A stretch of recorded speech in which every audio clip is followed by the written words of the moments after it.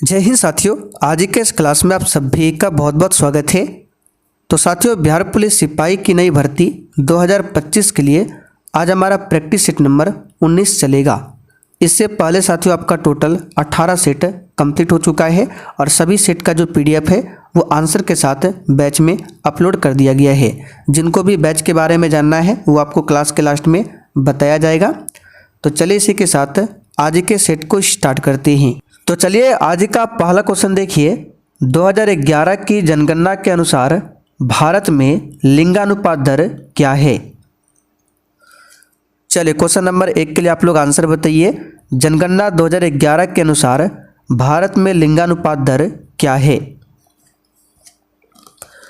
तो देखिए यहाँ पर क्वेश्चन नंबर 1 के लिए आंसर क्या होगा? 943। ठीक है, तो जो भी बच्चे ऑप्शन डी बता रहे हैं उनका बिल्कुल सही जवाब है। 2011 की जनगणना के अनुसार भारत में लिंगानुपात दर पूछे तो 943 है।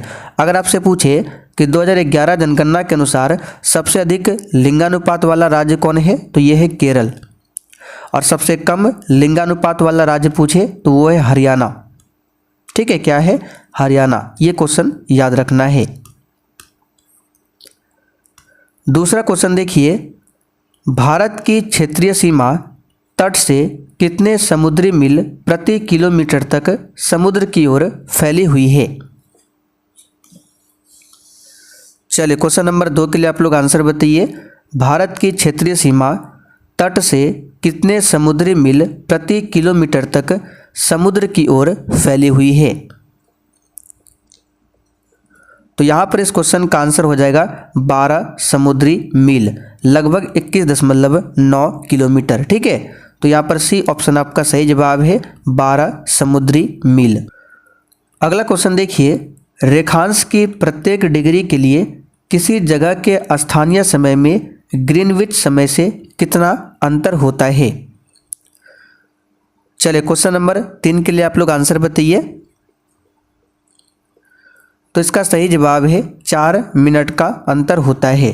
बी ऑप्शन आपका सही जवाब है, ध्यान रखिएगा। अच्छा, किसके आधार पर किसी स्थान का समय निर्धारित किया जाता है? तो देशांतर के आधार पर। ठीक है, ध्यान रखिएगा।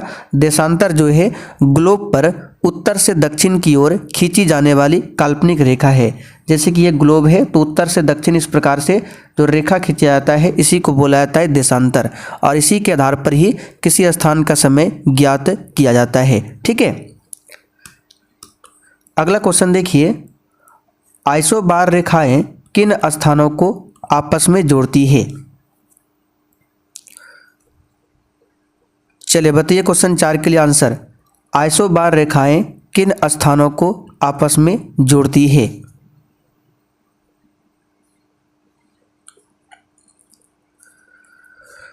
तो यहां पर इस क्वेश्चन का आंसर क्या होगा? तो देखिए, सागर तल पर समान वायुदाब वाले क्षेत्रों को मिलाने वाली रेखा को समदाब रेखा कहते हैं। उसी को इंग्लिश में बोलते हैं आइसोबार। आइसोबार को हिंदी में क्या बोलते हैं? समदाब रेखा।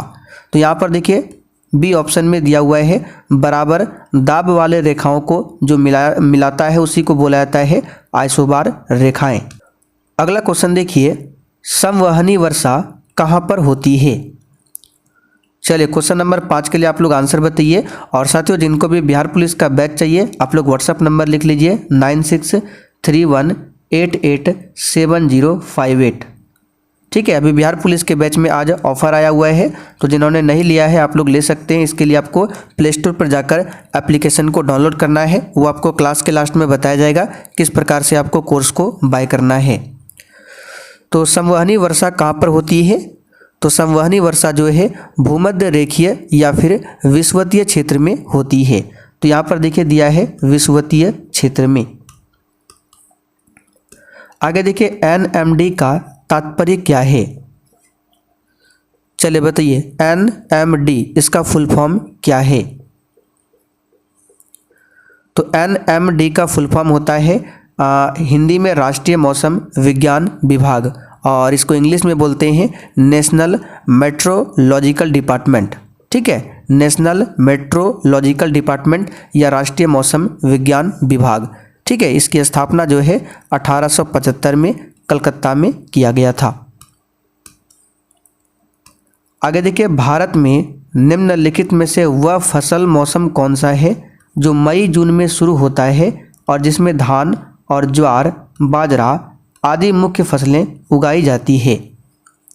बिल्कुल आपके सिलेबस पर आधारित क्वेश्चन है, बताइए इसका आंसर क्या होगा।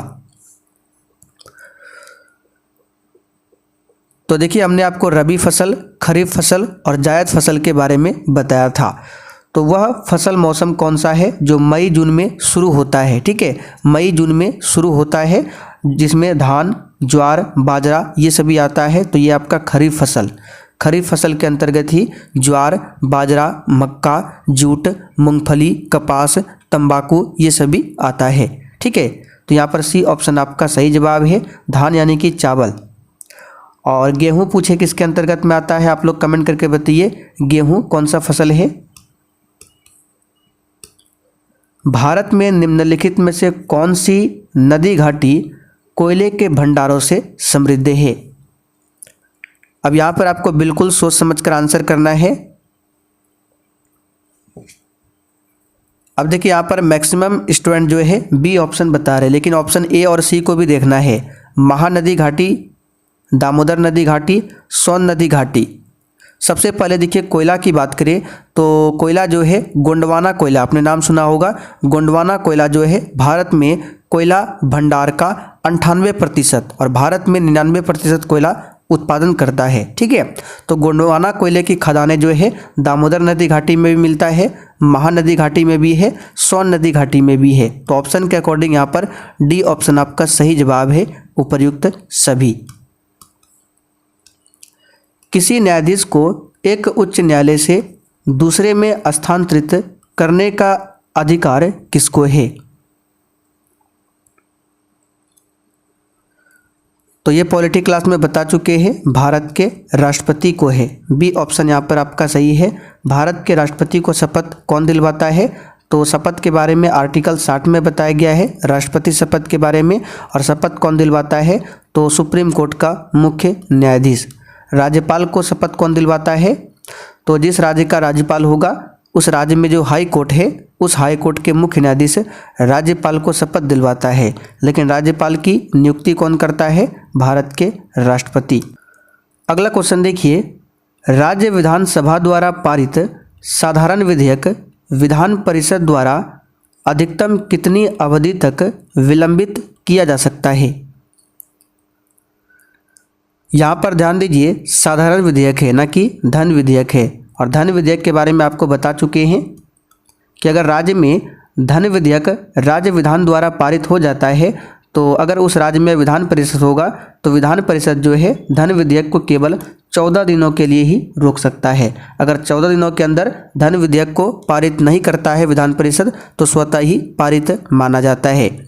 उसी प्रकार केंद्र में भी लोकसभा में अगर धन विधेयक पास हो जाता है तो उसके बाद राज्यसभा में जाता है और राज्यसभा 14 दिनों के लिए ही धन विधेयक को रोक सकता है, उसके बाद स्वतः ही पारित माना जाता है। धन विधेयक को लोकसभा में राष्ट्रपति के पूर्व सहमति से ही प्रस्तुत किया जाता है। ये सब क्वेश्चन बता चुके हैं।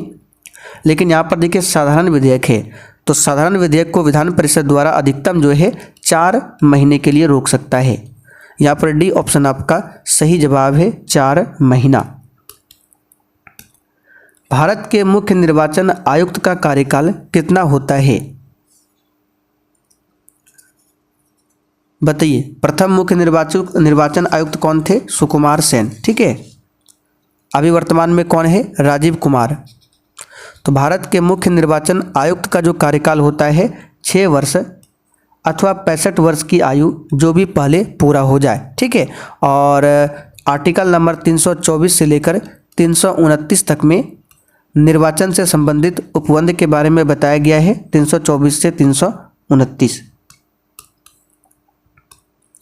निम्न में से किस संबंध में केंद्र शासित प्रदेश के उपराज्यपाल स्वतंत्र रूप से कैसे कार्य करते हैं,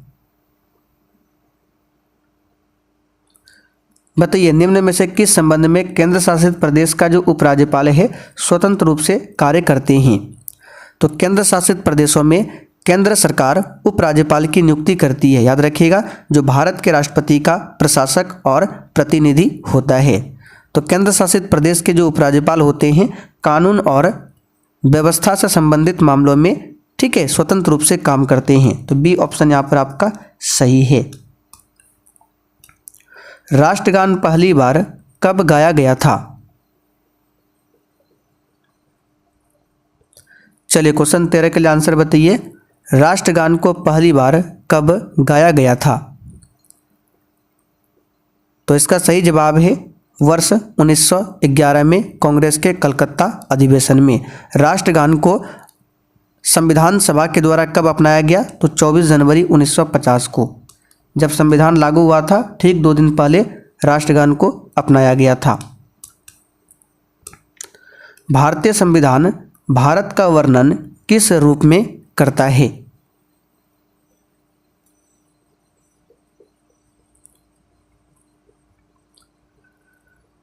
तो भारतीय संविधान का जो अनुच्छेद 1 है उसमें भारत का वर्णन राज्यों के संघ के रूप में घोषित करता है। राज्यों का संघ, यहाँ पर ए ऑप्शन आपका सही जवाब है। नागरिक समता का आशय क्या है?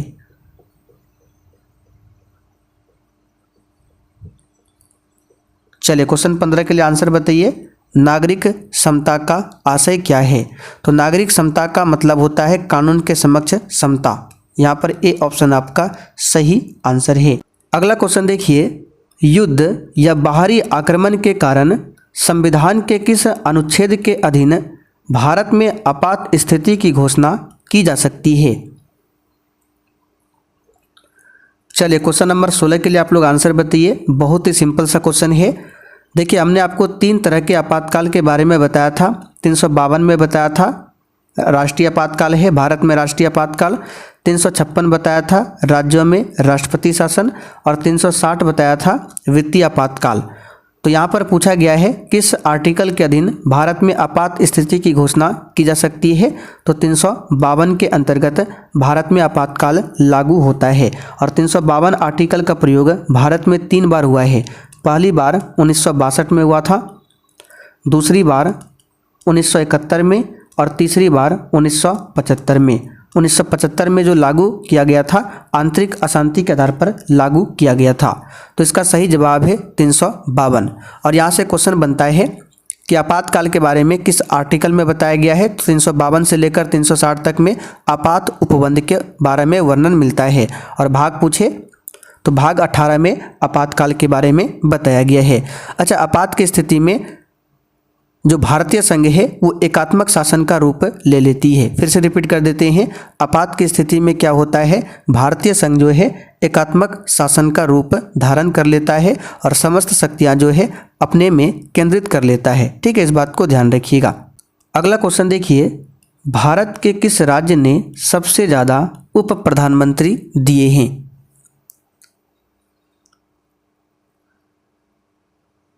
तो इसका सही जवाब है गुजरात। डी ऑप्शन आपका सही जवाब है। सरदार वल्लभ भाई पटेल जो उप प्रधानमंत्री बने थे गुजरात के ही थे। ठीक है, भारत के प्रथम उप प्रधानमंत्री बने थे। आगे देखिए, उच्चतम न्यायालय और उच्च न्यायालयों के न्यायाधीशों को कौन हटा सकता है? यानी कि सुप्रीम कोर्ट और हाई कोर्ट, इसके जो न्यायाधीश होते हैं इसको कौन हटा सकता है? तो ऑप्शन के अकॉर्डिंग यहाँ पर हो जाएगा राष्ट्रपति। यदि दोनों सदन राज्यसभा और लोकसभा न्यायाधीश पर चले महाभियोग प्रस्ताव को 2/3 बहुमत, याद रखिएगा इसके लिए सबसे पहले क्या आता है? महाभियोग की प्रक्रियाएं हटाने के लिए। ठीक है, तो उस महाभियोग का जो प्रस्ताव सदन में लाया जाता है, दोनों सदन राज्यसभा और लोकसभा, उसमें 2/3 बहुमत से अगर पारित कर देता है तो इस समावेदन पर राष्ट्रपति के हस्ताक्षर के द्वारा न्यायाधीश को हटाया जाता है। तो यहाँ पर आंसर क्या होगा? राष्ट्रपति। फाइनल जो होता है सिग्नेचर राष्ट्रपति का, ठीक है, हस्ताक्षर उसके बाद हटाया जाता है, लेकिन उसके लिए महाभियोग प्रक्रिया लाया जाता है संसद में। ठीक है, राज्य विधानसभा में धन विधेयक किसकी पूर्व अनुमति से प्रस्तुत किया जा सकता है? अभी हमने थोड़ी देर पहले बताया था आपको धन विधेयक के बारे में। तो धन विधेयक को राज्य विधानसभा में पारित होने के बाद फिर जाता है विधान परिषद में, और विधान परिषद केवल 14 दिनों के लिए ही रोक सकता है। उसी प्रकार केंद्र में भी राज्यसभा धन विधेयक को 14 दिनों के लिए ही रोक सकता है। धन विधेयक लोकसभा में पेश किया जाता है राष्ट्रपति की पूर्व अनुमति से। उसी प्रकार राज्य में धन विधेयक को राज्यपाल के पूर्व अनुमति से पेश किया जाता है।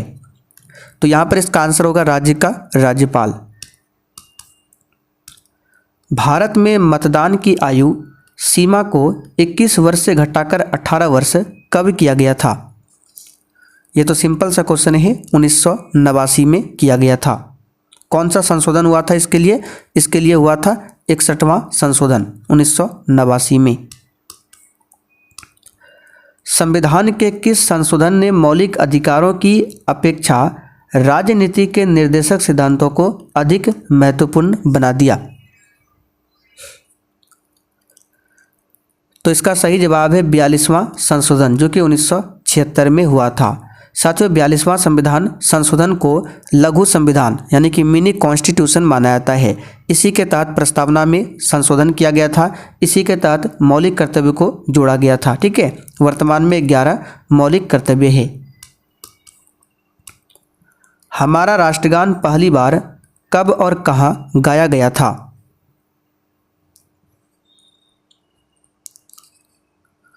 तो भारत का राष्ट्रीय गान जन गण मन है, और इसे सर्वप्रथम 27 दिसंबर 1911 को कांग्रेस के कलकत्ता अधिवेशन में गाया गया था। 27 दिसंबर 1911 को।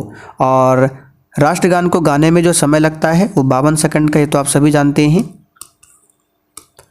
भारतीय संविधान की 8वीं अनुसूची में कितनी भाषाएं शामिल है? अभी जो आपका 7:30 बजे वाला क्लास चला था उसमें आपको अनुसूची के बारे में बताए हैं, सब अनुसूची के बारे में। भारत के संविधान में वर्तमान में 12 अनुसूचियां हैं। पहले कितना था? तो पहले था 8, वर्तमान में कितना है? 12 अनुसूचियां हैं। तो 8वीं अनुसूची जो है 22 भाषाओं से संबंधित है, लेकिन जिस समय संविधान लागू हुआ था उस समय 14 भाषाएं थी। बाद में जोड़ा गया है 8 भाषाओं को। ठीक है, तो 14 भाषाएं थी। उसके बाद जो 15वीं भाषा को जोड़ा गया था वो कौन सा भाषा था? तो 15वीं भाषा था आपका कौन सा? सिंधी। ठीक है, याद रखिएगा, सिंधी भाषा को जोड़ा गया था 15वीं भाषा के रूप में। कब? तो एक संशोधन हुआ था 21वां संशोधन होता है 1967 में। इसी के तहत सिंधी भाषा को जोड़ा गया था। तो सिंधी जो है आपका 15वीं भाषा है। फिर आपका एक होता है 71वां संशोधन, ठीक है, 1992 में, और इसके तहत 3 नए भाषाओं को जोड़ा गया था। और इसके लिए ट्रिक है नमक, यानी कि नेपाली, मणिपुरी और कोंकणी, 3 नए भाषाओं को जोड़ा गया था। ठीक है, कब? 1992 में 71वां संशोधन। तो 3 और ये एक 4 हो गया, बचा आपका 4। तो 4 भाषाओं को फिर लास्ट में जोड़ा गया था। एक संशोधन होता है 92वां 2003 में। ठीक है, इसके तहत जोड़ा गया था 4 नए भाषाओं को। कौन कौन? मैथिली, बोडो, संथाली और डोंगरी। तो 4 इधर, 3 7 और 1 8। ठीक है, इस प्रकार से वर्तमान में 22 भाषा है। और किस भाषा को कब कब जोड़ा गया है, ये संशोधन और डेट दोनों आपको याद रखना। निम्नलिखित में से किस अनुच्छेद के अधीन किसी राज्य में संवैधानिक व्यवस्था को भंग घोषित किया जाता है?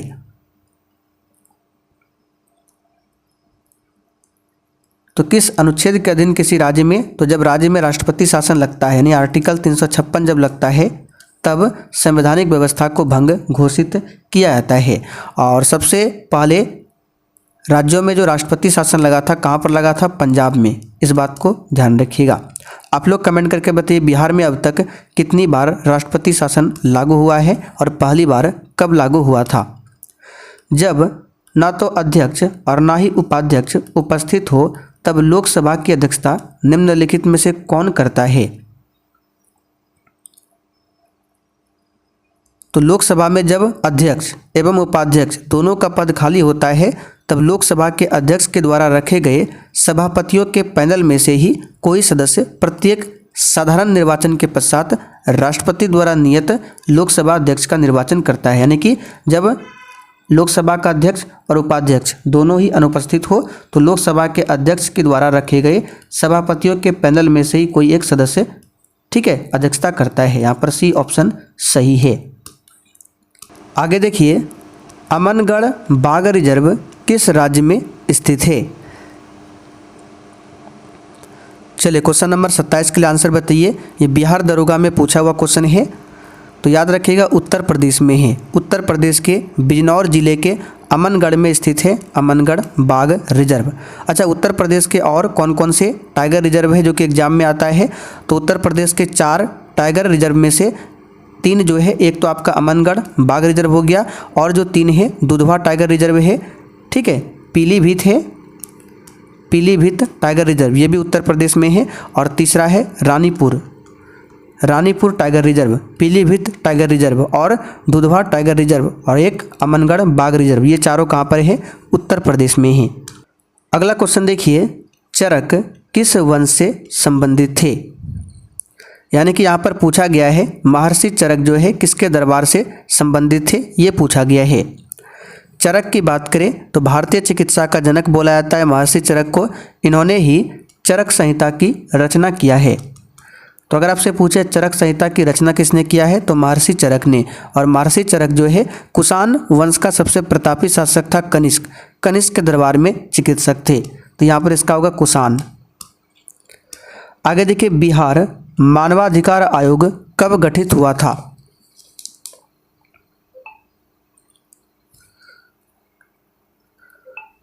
तो साथियों, बिहार मानवाधिकार आयोग जो है इसका गठन हुआ था 3 जनवरी 2000 को। याद रखिएगा, इंपॉर्टेंट क्वेश्चन है। बी ऑप्शन यहाँ पर आपका सही है। BR अम्बेडकर ने डिस्प्रेस्ड क्लास एसोसिएशन की स्थापना कब किया था? ये क्वेश्चन भी हम आपको बता चुके हैं। इसका सही जवाब है 1930 में। बी ऑप्शन आपका सही जवाब है। और देखिए 1927 में जो एक सत्याग्रह हुआ था, कौन सा? महाड़ सत्याग्रह, ठीक है। अगर आपसे पूछे महाड़ सत्याग्रह कब हुआ था, तो 1927 में। इसका नेतृत्व किसने किया था? तो भीमराव अंबेडकर ने। भीमराव अंबेडकर और गांधी जी के बीच एक समझौता भी होता है 1932 में, पूना समझौता, ठीक है। चलिए आगे देखते हैं, उपराष्ट्रपति को पद से कैसे हटाया जाता है? तो महाभियोग तो राष्ट्रपति के लिए है। तो उपराष्ट्रपति जो है राज्यों की परिषद यानी कि राज्यसभा का पदेन सभापति होता है, ये तो आप सभी जानते हैं। और उपराष्ट्रपति को पद से कैसे हटाया जाता है? तो राज्यसभा के संकल्प के द्वारा। यहाँ पर सी ऑप्शन आपका सही जवाब है। उपराष्ट्रपति निर्वाचन के बारे में आर्टिकल नंबर 66 में बताया गया है, ठीक है। उत्कल दिवस किस राज्य द्वारा मनाया जाता है?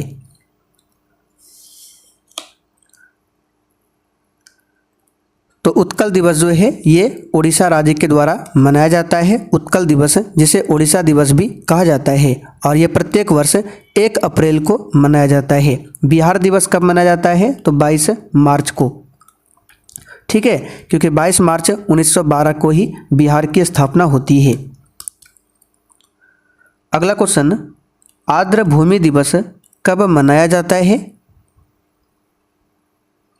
तो इसका सही जवाब है 2 फरवरी को। सबसे बड़ा अशोक चक्र कहाँ स्थापित किया गया? तो इसका सही जवाब क्या होगा? सबसे बड़ा अशोक चक्र जो है हरियाणा में। कहाँ पर? हरियाणा में स्थापित किया है टोपरा कला। बी ऑप्शन आपका सही है। टोपरा कला एक गांव है, कहाँ पर है? हरियाणा में। हरियाणा का कौन सा जिला है? यमुनानगर।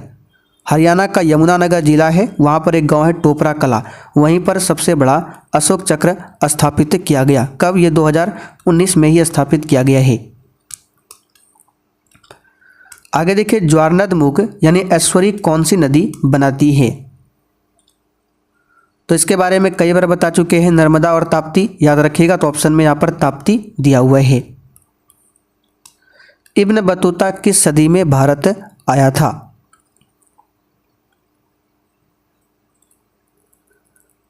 इसका सही जवाब होगा 13वीं सदी में, ठीक है। इब्न बतूता एक मोरक्को यात्री था और 13वीं सदी में भारत आया था।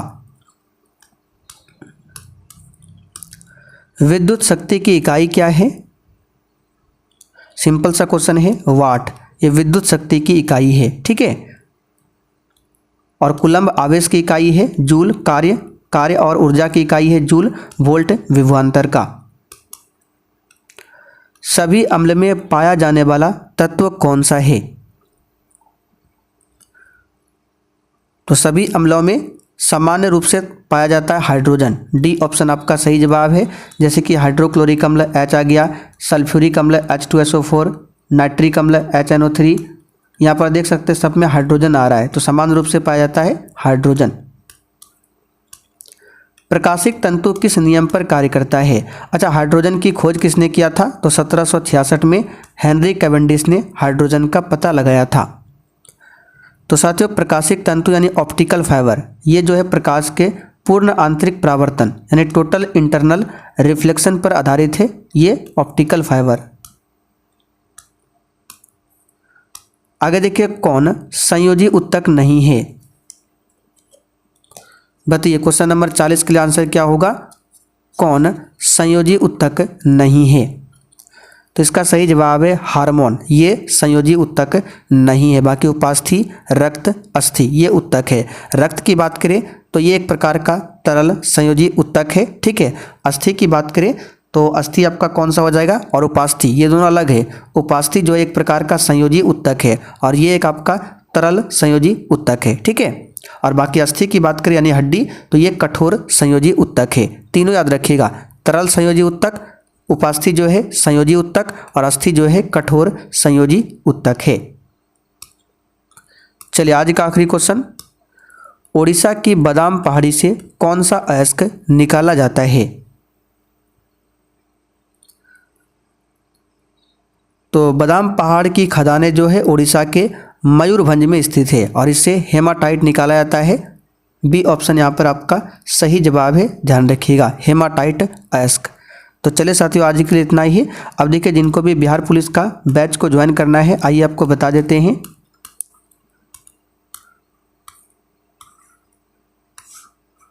तो यहाँ पर आप लोग देख सकते हैं, सबसे पहले आपको प्ले स्टोर पर जाना है और ये वाला एप्लीकेशन इंस्टॉल करना है, ठीक है। उसके बाद आपको यहाँ पर ऑल कोर्स पर क्लिक करना है। उसके बाद ऊपर ही बिहार पुलिस का बैच मिल जाएगा, यहाँ पर बाय नाउ का ऑप्शन आएगा, तो पेमेंट करके इस बैच को ले सकते हैं।